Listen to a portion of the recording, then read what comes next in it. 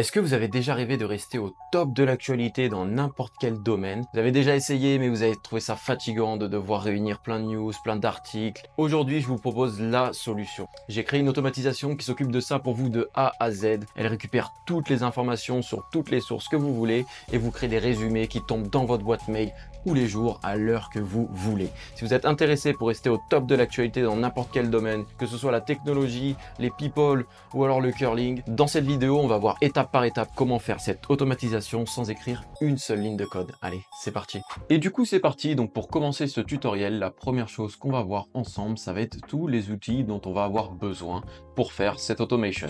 Donc la première chose, vous en doutez, on va se retrouver sur make.com. Je vous présente encore une fois très rapidement make.com. C'est une plateforme vraiment géniale qui permet de créer plein d'automatisations sans écrire une seule ligne de code. Make va nous permettre de regrouper plein d'outils ensemble, de les connecter les uns avec les autres pour créer vraiment des scénarios qui nous permettent d'automatiser un grand nombre de tâches. Donc Make, le lien est dans ma description. Vous pouvez aller vous créer un compte et ce sera la première étape pour suivre ce tutoriel. Récupérez votre compte Make, on se retrouve sur le dashboard et là vous allez pouvoir cliquer sur créer un nouveau scénario et voici à quoi va ressembler notre scénario. Donc si vous remarquez bien, on a 5 différents modules et ça va être les 5 étapes qui vont nous permettre de créer cette automation. Et le tout premier module, c'est tout simplement un Google Sheet. Donc oui, en fait, on va utiliser Google Sheet pour référencer toutes les sources qu'on veut aller interroger pour créer notre résumé de l'actualité. Donc en fait ici on va mettre tous les liens dont on a besoin et moi vous en doutez je vais pouvoir créer une newsletter pour l'IA, donc l'intelligence artificielle. Donc je vais récupérer en fait toutes les informations, toute l'actualité qu'il y a autour de l'intelligence artificielle. C'est pour ça en fait que j'ai rempli ce Google Sheet avec déjà pas mal de liens. Donc on a Artificial Intelligence News, on a OpenAI bien sûr, AI Business, Ventura 8, etc.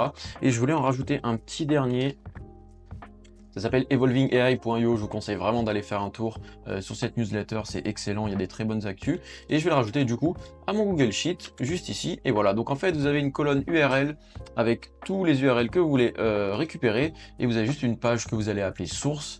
Le nom du Google Sheet, vous l'appelez comme vous voulez, ça n'a aucune importance. Mais voilà, et petite parenthèse, petite précision, vous avez remarqué par exemple cette news et même OpenAI, toutes les news sont en anglais, pas de souci, on va utiliser ChatGPT à la fin du processus pour traduire tout ça en français et mettre tout ça bien en forme, donc il n'y a aucun souci. Donc voilà, une fois que vous avez votre Google Sheet avec du coup toutes les sources de vos newsletters, pardon, on va pouvoir passer à la deuxième étape qui est un module Perplexity.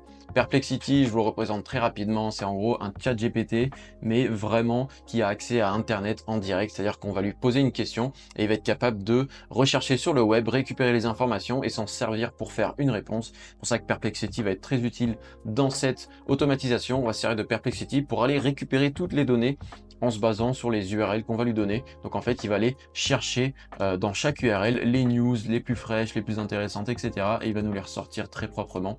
Donc voilà, deuxième module, Perplexity.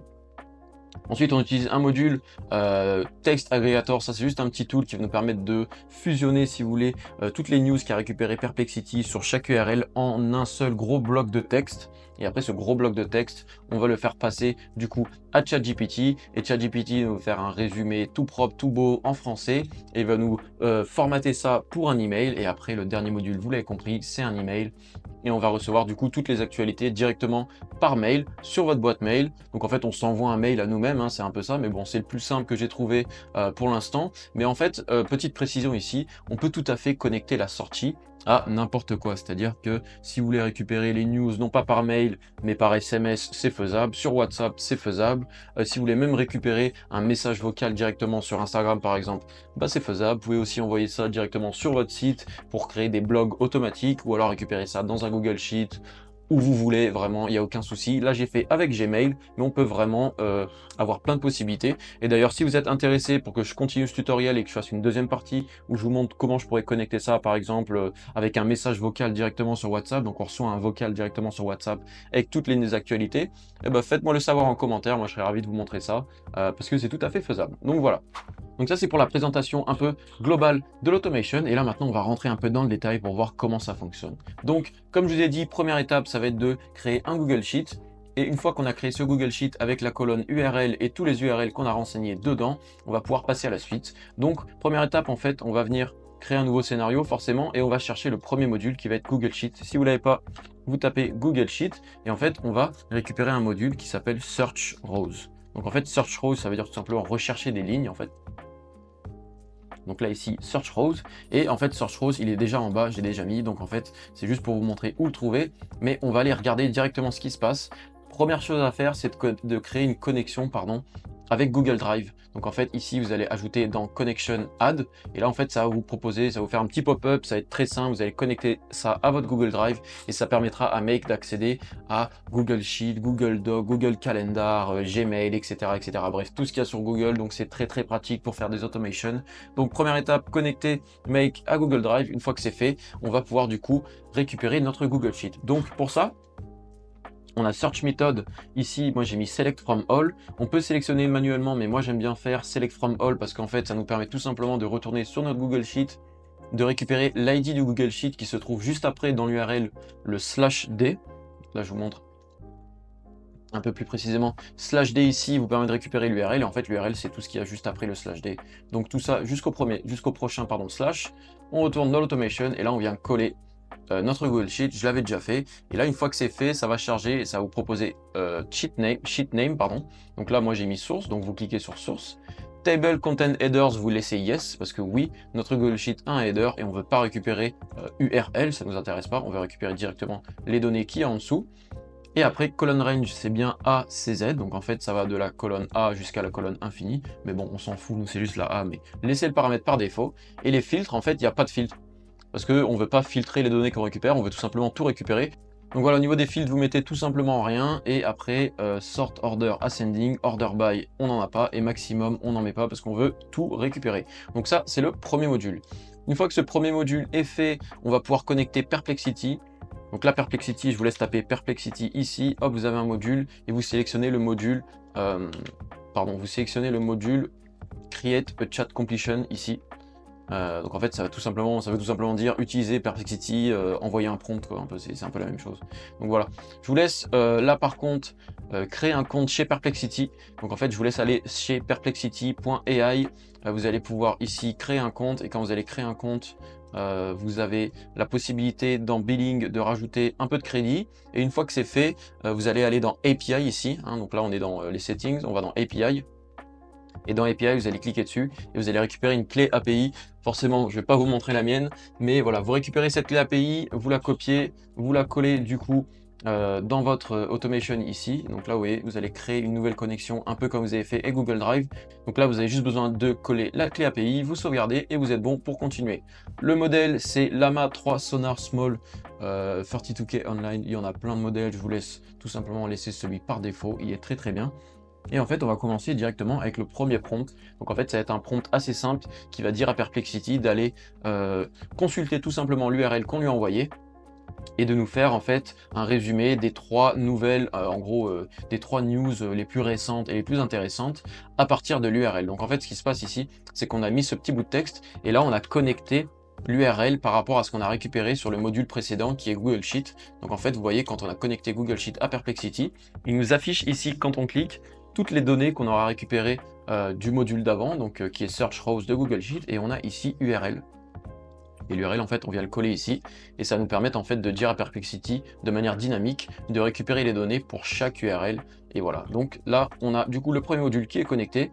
Et pour récupérer ce prompt, en fait, ce que je vous conseille de faire directement, c'est d'aller dans mes ressources. Donc dans la description de cette vidéo, il y a un lien, ça s'appelle ressources.thomasberton.com. Vous allez pouvoir récupérer toutes les ressources, dont ce template make. Donc vous allez pouvoir tout simplement récupérer et télécharger un template make. Vous allez aller en bas dans ici, import blueprint, vous importez blueprint, vous choisissez un fichier, vous récupérez mon template que vous avez téléchargé dans mes ressources, et là vous allez avoir directement toute cette automation de prête avec tous les prompts qui sont connectés, tout bien prêt à fonctionner. Donc voilà, au moins vous n'avez pas à vous embêter, et vous savez où récupérer les prompts, et vous n'avez pas besoin de mettre pause et de copier à la main. C'est vraiment pas ce que je vous conseille de faire. Donc voilà, ça c'est pour Perplexity, on passe à la suite. Je fais une toute petite pause. Si tu apprécies cette vidéo, ça m'aiderait vraiment que tu lâches un like et que tu t'abonnes à ma chaîne pour ne pas rater mes prochains tutoriels. Ça te prend que quelques secondes et moi ça m'aide énormément dans mon travail. Bref, allez, on continue.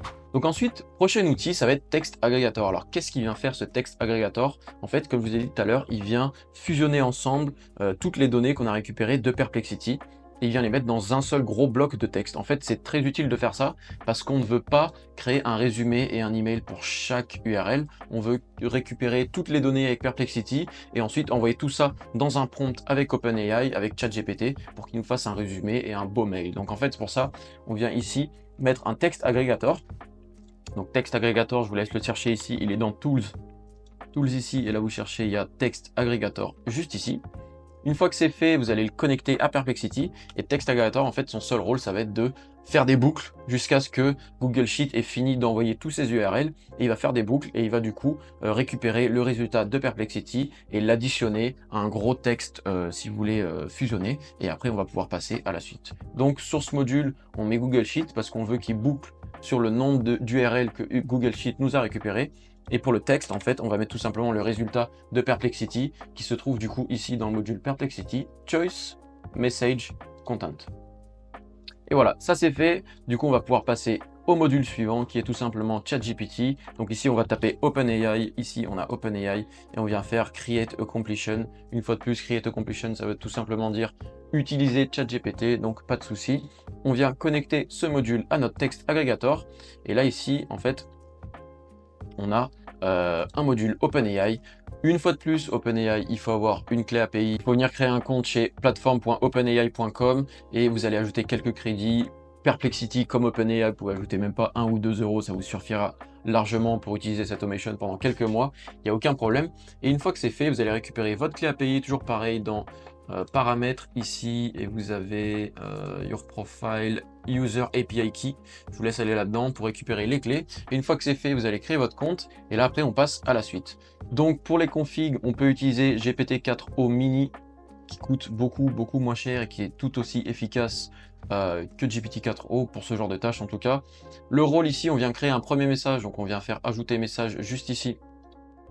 On vient créer un rôle système ici, donc on lui dit juste You are a helpful assistant. Et après le prompt, une fois de plus, je n'ai pas copier-coller ce prompt, aller directement dans mes ressources et récupérer le template make entier. Et vous allez avoir tous les prompts qui sont déjà prêts. Mais en gros, ce prompt, qu'est-ce qu'il fait? On vient lui dire qu'on va lui envoyer un maximum d'infos par rapport à l'IA. About AI ici, hop, je vous mettrai le template à jour, vous inquiétez pas. Donc, here are some recent news about AI.